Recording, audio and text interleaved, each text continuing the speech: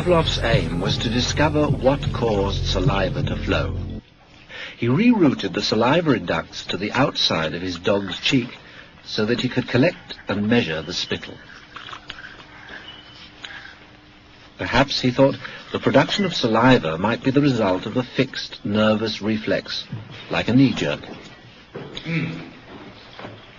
5 минут 42,5 секунды.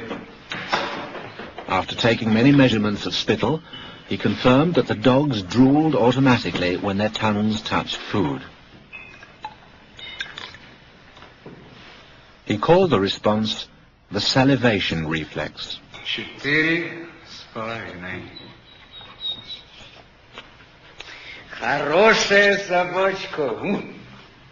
Я предлагаю поменять собаку. But his work started to run into trouble. As his dogs became familiar with experimental routine, they started to fill their cheek tubes before Pavlov had a chance to stimulate their tongues. The dogs were learning to anticipate food. Pavlov tried a new technique. He erected screens so that the dogs couldn't see what was going on. Before passing meat through the hatch, he introduced a stimulus that was totally unrelated to feeding. A ticking metronome.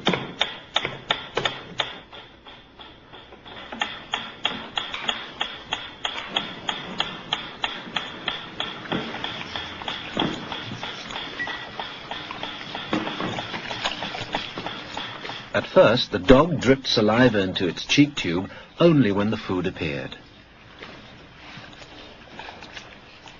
But after a number of trials, the dog began to connect the ticking with the arrival of meat.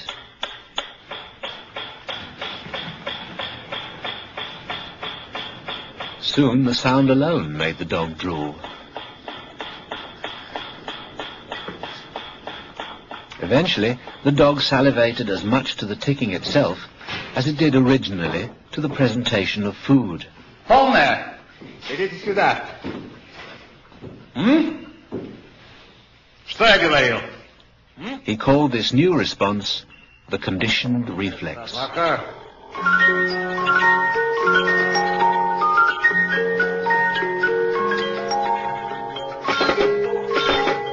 Whatever the stimulus, his dogs could soon be conditioned to produce saliva.